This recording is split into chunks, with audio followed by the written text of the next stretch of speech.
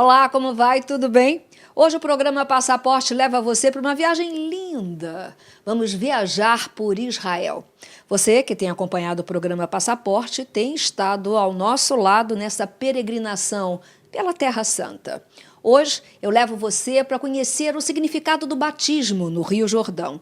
Depois vamos ao Monte das Tentações. E temos também as notícias importantes sobre o turismo. Boa viagem! Fronteira natural entre Israel e a Jordânia, o Rio Jordão foi o cenário de alguns dos mais importantes trechos bíblicos, incluindo o batismo de Jesus por João Batista, seu primo. Ao fim da peregrinação pelo deserto, após saírem do Egito, os hebreus atravessaram o Jordão, cujas águas pararam e se abriram como no Mar Vermelho e chegaram à Terra Prometida. A palavra Jordão deriva do hebraico Yardani, aquele que desce, descendente, bastante apropriado, pois suas 4 nascentes ficam na alta região do Monte Hermon, cujas águas seguem vale abaixo, passando pelo Mar da Galileia, na verdade um grande lago salgado, também conhecido como Lago Tiberíades, depois seguindo quase que em linha reta por 105 quilômetros até o Mar Morto. Com mais de 200 quilômetros de comprimento, sua maior parte chega a ficar abaixo do nível do mar até 390 metros, rumo à Foz. Ele chega com água doce até o Mar da Galileia, tornando-se salgado a partir dele, levando ainda mais sal para o Mar Morto, aonde termina. Conforme o trecho, sua profundidade varia de 1 a 3 metros e a largura chega a 30 metros em alguns lugares. Essa é a água do Rio Jordão.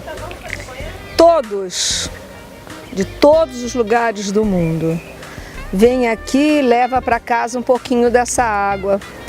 A água onde o batismo acontece. Esse rio corta Israel quase que de ponta a ponta. Por ele os povos caminhavam às suas margens, porque caminhavam juntos até o limite com a Jordânia, até Jericó. E aqui nessa água as pessoas vêm e renovam a sua fé. O batismo, o mergulho, sai naturalmente daqui purificado pelas águas correntes do Rio Jordão. Aqui aqui João Batista batizou Jesus. Aqui Jesus provou da sua humildade, da sua fé. Aqui ele foi batizado por João Batista. É um lugar lindo, não foi exatamente aqui que Jesus esteve, mas esse lugar naturalmente é o símbolo de toda essa história, de toda essa fé. É lindo, é muito lindo. E as pessoas saem daqui renovadas, com a sua fé potencializada, saem daqui com o coração leve, com o coração bonito, cheio de beleza. Eu vou levar essa água do batismo, essa água do Rio Jordão, porque vou renovar na minha igreja a minha fé.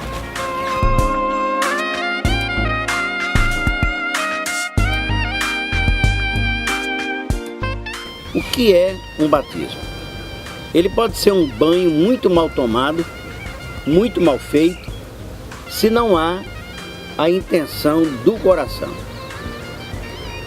Mas se há realmente uma conversão, se a pessoa se volta para Deus, se existe, no dizer do judaísmo, uma techuvá, um retorno para Deus, então nesse caso o batismo se aplica. Por quê?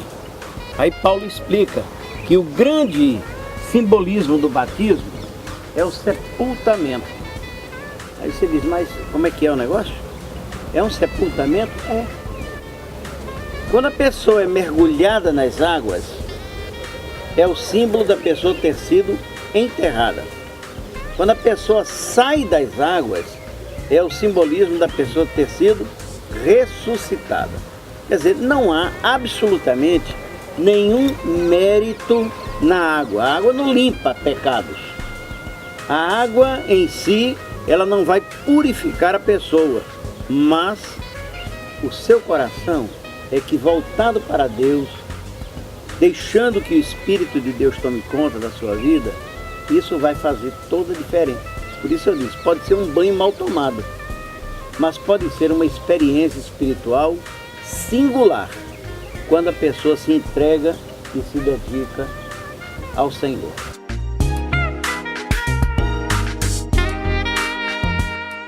Aqui nesse painel, o ato do batismo em todas as línguas, aqui em português. Naqueles dias, veio Jesus de Nazaré da Galileia e por João foi batizado no Rio Jordão. Logo ao sair da água, viu os céus rasgarem-se e o Espírito descendo como pomba sobre ele. Então, foi ouvida uma voz dos céus: Tu és o meu Filho amado, em ti me comprazo. Que bonito! Em cada língua, em cada religião, uma oração do momento exato, o significado do batismo.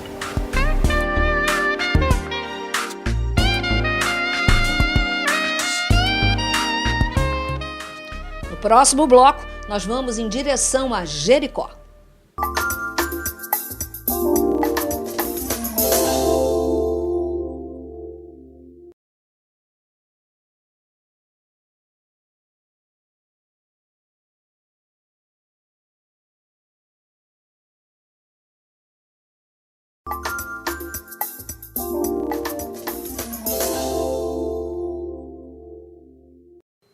Uma viagem pela Terra Santa sempre emociona, sempre surpreende.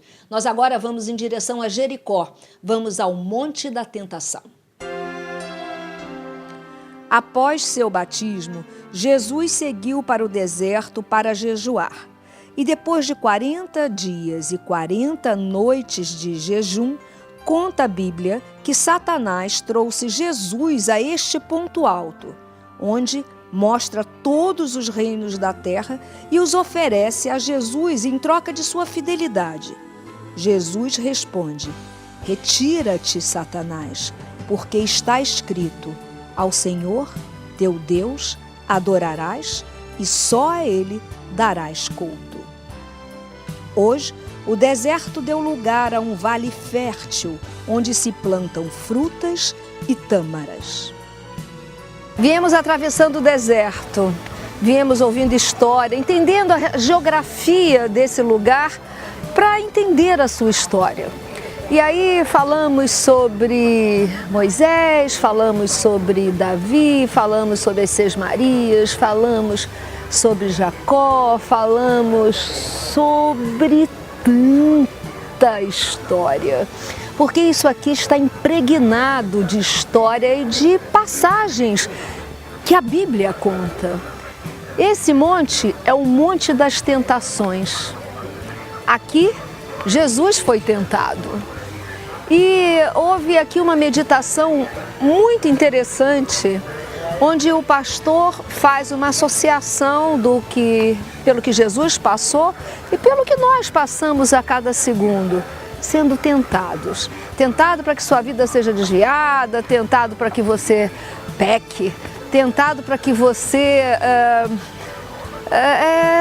seja frágil, né, diante de tantos apelos espirituais, carnais, apelos da vida que estiveram na vida de Jesus, que estão no nosso dia a dia. Esse lugar aqui é um lugar sagrado, um lugar onde a gente para, onde a gente ora, um lugar onde a gente compreende melhor a história da humanidade. E se a gente mergulhar nesse túnel do tempo, vamos aí pro ano de Cristo, vamos voltar aí mais de 2000 anos. Vamos tirar esse verde que hoje encontramos no meio do deserto. Vamos imaginar essa região absolutamente árida. Jesus passando por aqui, pregando, sendo tentado, resistindo à tentação e hoje ensinando a gente um caminho melhor para a gente se entender o homem, entender a vida e tentar buscar caminhos melhores. Essa viagem é uma viagem realmente de muito entendimento, de uma riqueza muito grande de detalhes. E a gente vai linkando, a gente vai compreendendo o mundo, compreendendo os homens, compreendendo a nós mesmos. Lembrem como foi a tentação de Jesus Cristo? Me lembro qual foi a primeira? Depois de 40 quentes e longos dias, 40 noites tremendamente solitárias, Jesus chega ao final do seu jejum e ele sente o quê? Fome, como a gente, né? Então ele sente fome e então ele é tentado. Primeira tentação, transforma essas pedras em brioches, em pão cacau, em pão Recife, em cacetinho, temos ali até que parece pão de caixa, né? Pão de forma.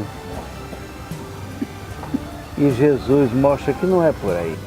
E se a gente vai na primeira carta de João, onde fala também da concupiscência da carne. Olha aí novamente, é um paralelo perfeito, toda a tentação.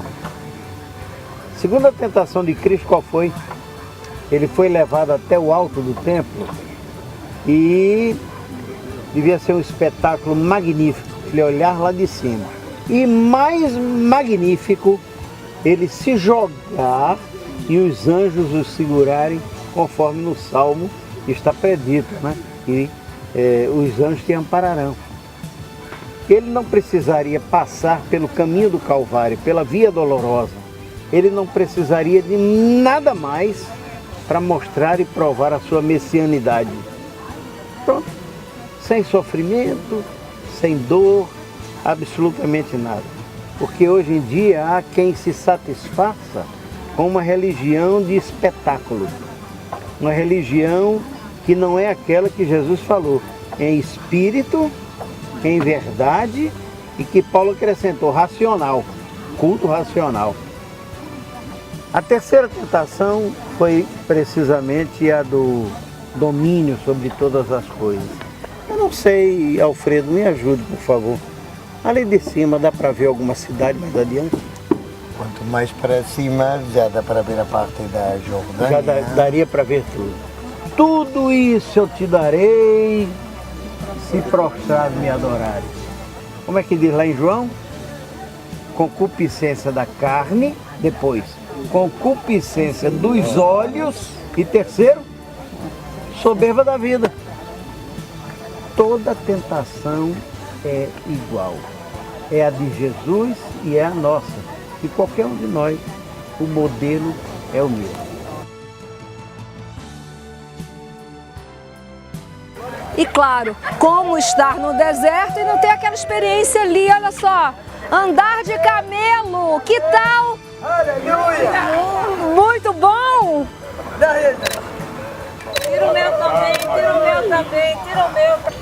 Apesar da gente estar atravessando o deserto, é incrível como eles plantam, como eles colhem frutas maravilhosas, sabores diversos. Olha que colorido!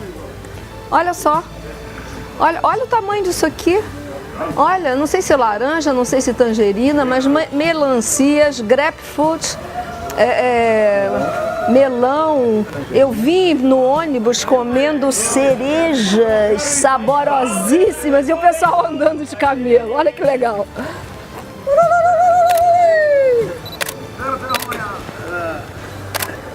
Valdo, quem diria, Ivaldo? Quem diria, Ivaldo? Muito legal, é uma viagem que surpreende a gente a cada esquina. São costumes muito diferentes dos nossos, são paisagens diversas. E o que é muito legal também, assim, nosso grupo de viagem é um grupo muito eclético, que está aqui com interesses, os interesses são muito diversos, né? Uns são católicos, outros são batistas, outros nem sequer acreditam em Deus. Mas esses que não acreditam em Deus, eu já tive a oportunidade de vê-los emocionados. Numa oração é impossível, né? A gente em contato com tanta riqueza, com tanta história, com tanta fé, a gente não permitir que o coração seja tocado. Então as coisas vão acontecendo fila ali para andar de camelo.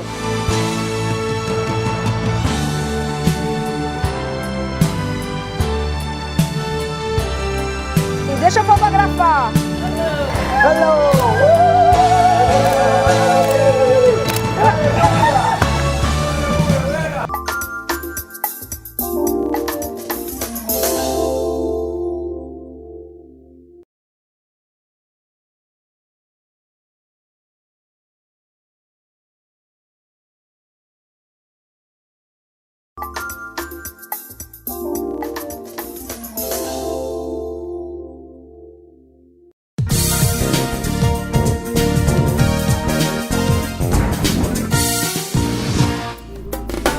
Acontece em Salvador a Semana da Diversidade. O programa Passaporte presenciou vários momentos com uma capacitação da polícia para receber turistas de todos os lugares do mundo que vêm para exposições, encontros culturais, debates e a Parada Gay, que acontece amanhã aqui em Salvador. Marcelo, a gente fica super feliz de ver essa Semana da Diversidade tomando corpo, ganhando espaço, repercussão, contaminando a todos, também com o crescimento da 11ª Parada Gay, que vem aí na intenção de desbancar o Rio de Janeiro. Exatamente. Nós estamos trabalhando nesse sentido, no sentido de possibilitar ao Estado, a população e a cidade de Salvador um pool de eventos de muita qualidade, com muitas atrações, com muita cultura, né? Um festival cultural, né? Trazendo artes como cinema, como teatro, como música, né? Como dança, como artes plásticas. Então, enfim, é uma intensa mobilização cultural para a cidade de Salvador e para a conquista, né? Dos nossos direitos LGBTs. Mais ou menos quantas pessoas essa Semana da Diversidade está atraindo, está movimentando, Marcelo? Então, a gente espera movimentar cerca de 1 milhão de pessoas entre as atividades da Semana da Diversidade e a própria parada LGBT em si, no dia 9 de setembro. 9 de setembro. Os empresários do turismo, eles abraçaram a importância disso para o fluxo, para a movimentação do turismo na cidade de Salvador? Excepcionalmente, esse é um ano que nós devemos comemorar aspectos especiais como esse, né? O abraço, né, do trade e de outros órgãos de turismo do Estado, né? A partir desse diálogo com a Bahia Tursa e com a Setur, né? A gente conseguiu contaminar todos eles e vieram para o nosso evento, e a gente espera que no próximo ano a gente possa fazer uma coisa muito melhor do que essa, que já está muito boa. Maravilha, parabéns. Anote aí, de 1º a 9 de setembro, você tem um compromisso com a cidade de Salvador, com essa Semana da Diversidade. São vários eventos, não só no Campo Grande, ali no centro da cidade, a cidade fervilhando de turistas de altíssimo astral, coloridos, celebrando a vida, exatamente, que é o que vale. Celebrando a vida, a paz e a alegria, né? A alegria. Parabéns. Boa parada, obrigado. Boa semana para você. Obrigado. Essa terceira capacitação, sensibilização da cidade, nós fizemos também na semana passada com um treino turístico, para que eles possam, inclusive, melhor receber esse nosso turista. Não é a primeira vez que nós formatamos esse produto dessa forma, desculpe a redundância, formatamos esse produto, combinando com a parada do Orgulho Gay, e que no dia da parada gay tem um grupo de aproximadamente 500 mil pessoas. Então, é muita gente na rua em torno de um evento que tem hoje uma nova cara, né? Mas é para que toda a população efetivamente possa mergulhar nesse espaço, no objetivo, no espaço da diversidade e do acolhimento. Outra notícia importante, o GP Bahia de Stock Car foi decisivo para a recuperação da taxa de ocupação hoteleira em Salvador no mês de agosto. De acordo com a pesquisa realizada pelo Sindicato de Hotéis, Bares, Restaurantes e Similares, a taxa na cidade teve um crescimento de 5% perante os outros meses do ano, com 65%, atrás apenas de janeiro, que teve 71,14% de ocupação. A pesquisa foi realizada nos 25 principais hotéis da capital baiana. Para manter a retomada do crescimento, a Bahia Tursa planeja uma série de ações promocionais que começa com o lançamento do filme Tropicália em São Paulo, passa pela realização de eventos em Paris, pela Feira da Abave no Rio de Janeiro e também por uma parceria com a CVC para atrair visitantes para o estado da Bahia.